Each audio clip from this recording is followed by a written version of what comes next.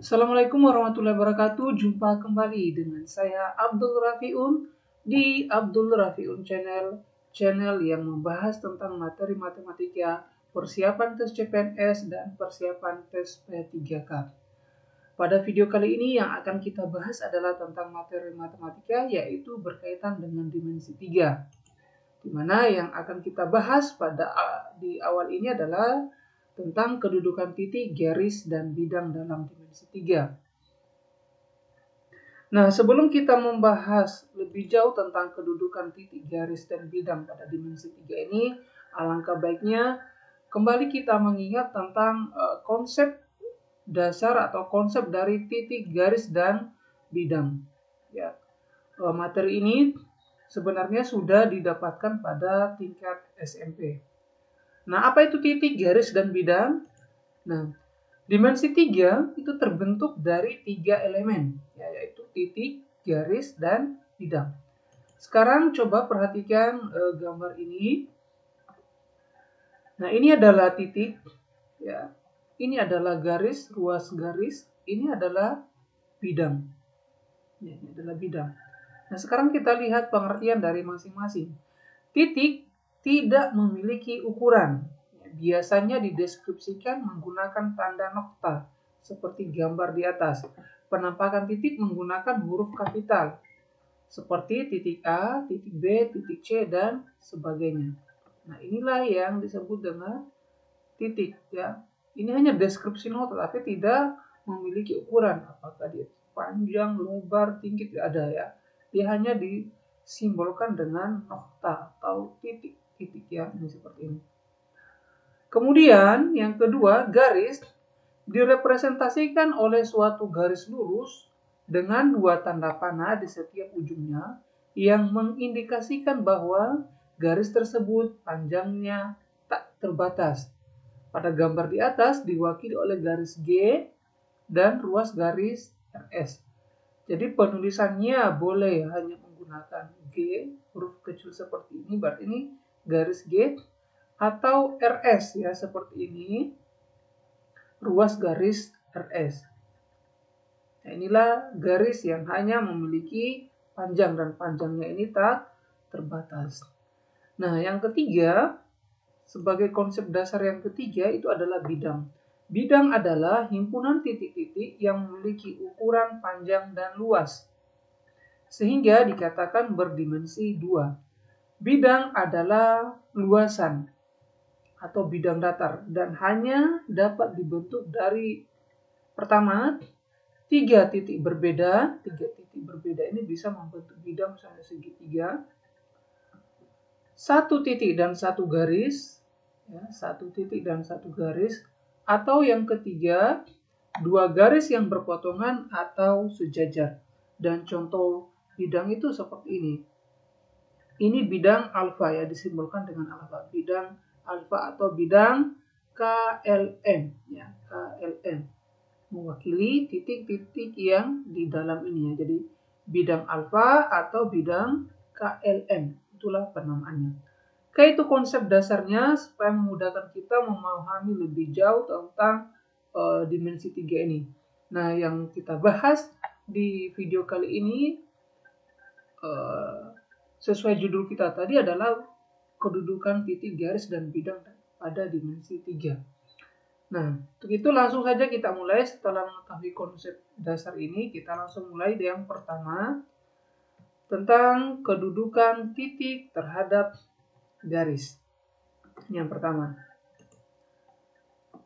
nah, perhatikan gambar ini ya. Ini gambar burung yang lagi hinggap di kabel listrik. Nah, ini titik, gambar 1B titik pada garis. Nah, yang pertama titik terletak pada garis, yaitu titik berada pada garis karena garis itu melalui titik. Ya. Karena garis itu melalui titik. Contohnya titik A dan titik B ya, seperti gambar 1 titik B ini. Ini garis melalui titik B.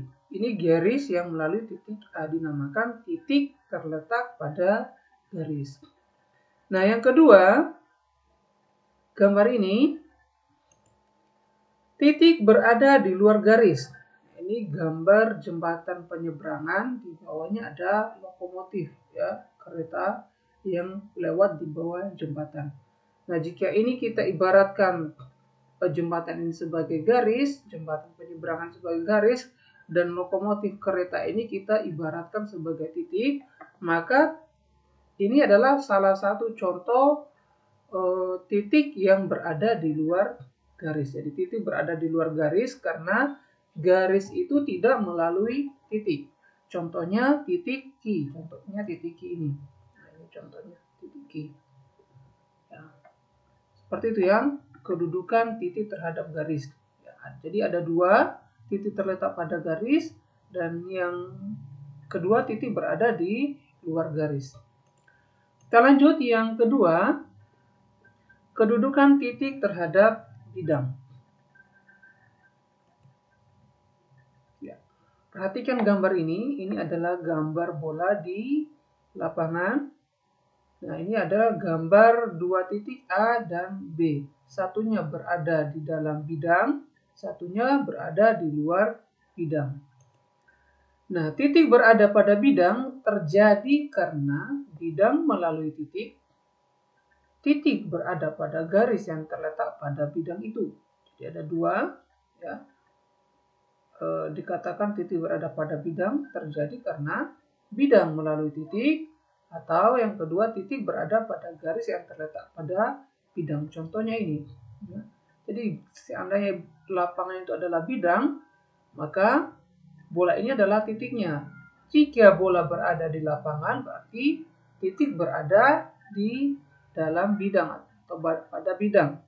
Nah, sedangkan bola berada di luar lapangan, berarti titik berada di luar bidang. Contohnya ini titik B. Ini berada di luar bidang. Ya, bidang ini. Nah, yang kedua, titik berada di luar bidang. Seperti yang saya jelaskan tadi, terjadi karena bidang tidak melalui titik, atau titik tidak berada pada garis yang berada pada bidang itu. Nah, ini jadi ada dua kedudukan titik terhadap bidang. Yang pertama, titik berada pada bidang. Dan yang kedua, titik berada di luar bidang.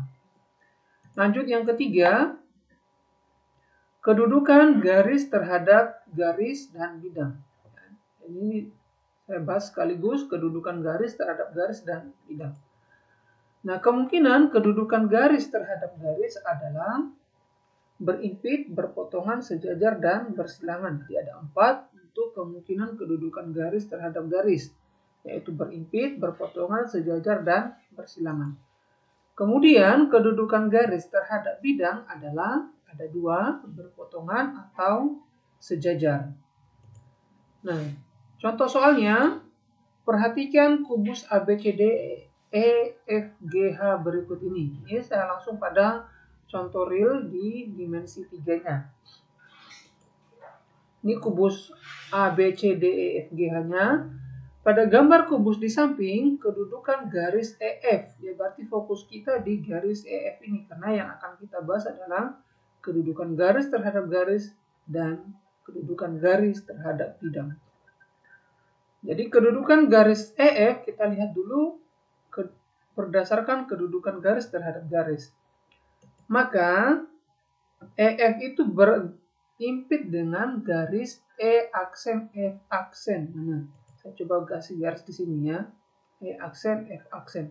Jadi namanya berimpit dengan garis E aksen F aksen.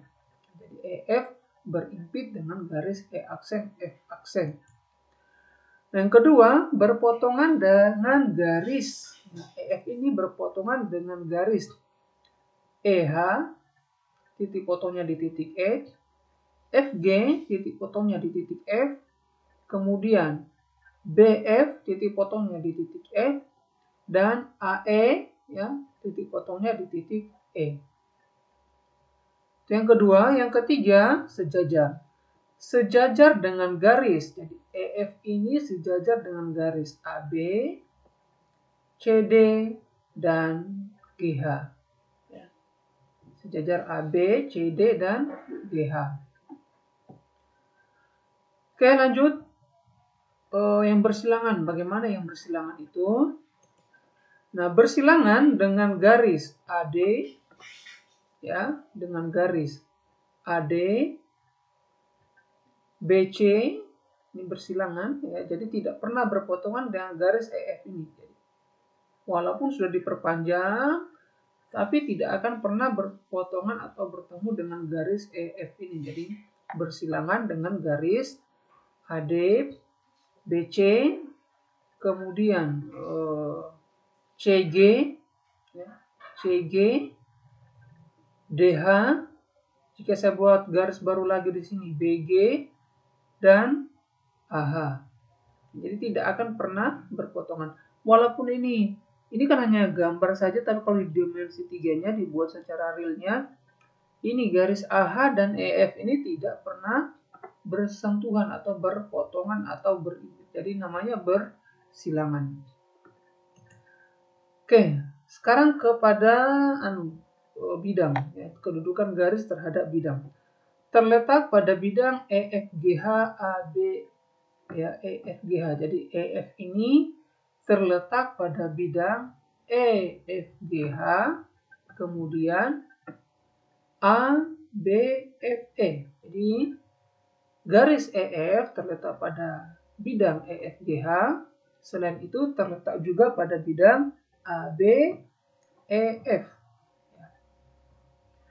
Oke, berikutnya kedudukan garis terhadap bidang yang terakhir yaitu memotong bidang. Memotong bidang, ya. Garis EF ini memotong bidang, ya, BCFG, ya, bidang ini. Ya, bidang ini, jadi garis EF ini memotong bidang BCGFD. Nih, perpanjangan titik F ini. Kemudian memotong juga bidang ADHE. Jadi bidangnya ini ADHE dipotong oleh garis EF. Nah, oke, itu kedudukan garis terhadap garis ada 4 dan kedudukan garis terhadap bidang ada 2. Berikutnya, sejajar, ya, masih ada sejajar. Ya.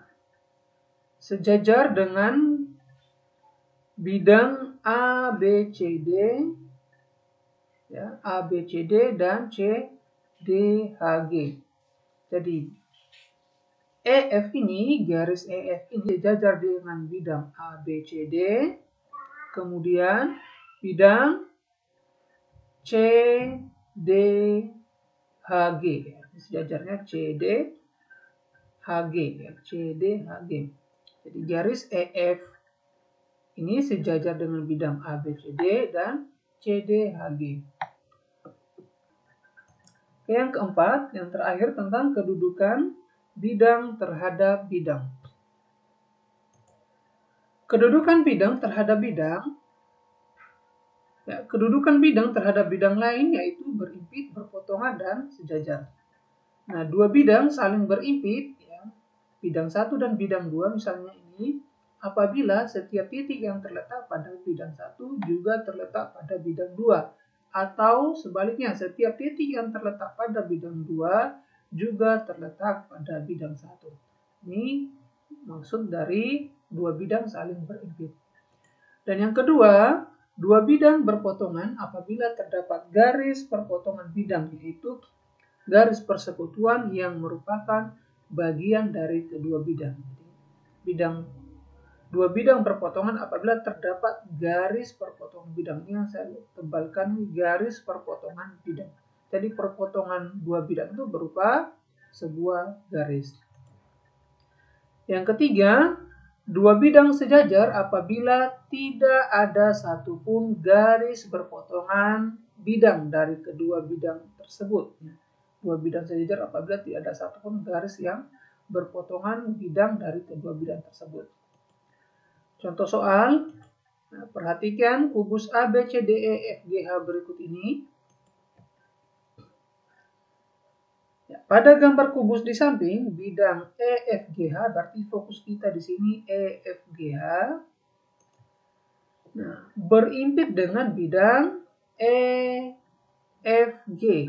Saya buat garis di sini supaya EFG. Jadi bidang EFGH berimpit dengan bidang EFG. Sesuai dengan definisi ini tadi, bahwa dua bidang saling berimpit apabila setiap titik yang terletak pada bidang satu juga terletak pada bidang 2. Nah, yang kedua, berpotongan dengan bidang. Jadi EFGH ini berpotongan dengan bidang ABFE. ABFE, perpotongannya di mana? Di garis EF, ya. Ada garis perpotongan bidang. Kemudian BCGF, garis potongnya mana ini? FG. Kemudian perpotongan bidang EFGH dengan CDGH atau CDHG, garis perpotongannya ini GH. Dan ADHE, garis perpotongannya itu EH. Nah, itulah ya bidang yang saling berpotongan, yaitu bidang FGH akan berpotongan dengan bidang ABFE, BCGF, CDHG, dan ADHE. Jadi akan terdapat garis perpotongan bidang. Nah, yang ketiga, sejajar, ya. Jadi bidang EFGH ini sejajar dengan bidang ABCD. Nah, apa pengertian tadi? Dua bidang sejajar apabila tidak ada satupun garis berpotongan bidang dari kedua bidang tersebut. Jadi EFGH ini akan sejajar dengan bidang ABCD karena tidak ada garis perpotongan yang menunjukkan perpotongan kedua bidang EFGH dan ABCD ini. Oke, demikian pembahasan materi dimensi 3 tentang kedudukan titik, garis, dan bidang. Dan contohnya, sebenarnya materi ini tidaklah sulit. Hanya saja butuh ketelitian dan konsentrasi lebih untuk memudahkan dalam pelajarinya. Terutama ini berkaitan dengan dimensi 3 yang membuat banyak titik, garis, dan bidang. Intinya, kita harus butuh konsentrasi yang lebih. Semoga materi ini bisa bermanfaat untuk kita semua. Dukung terus channel Abdul Rafiun. Jangan lupa di like, subscribe, dan di share kepada teman-temannya. Terima kasih. Assalamualaikum warahmatullahi wabarakatuh.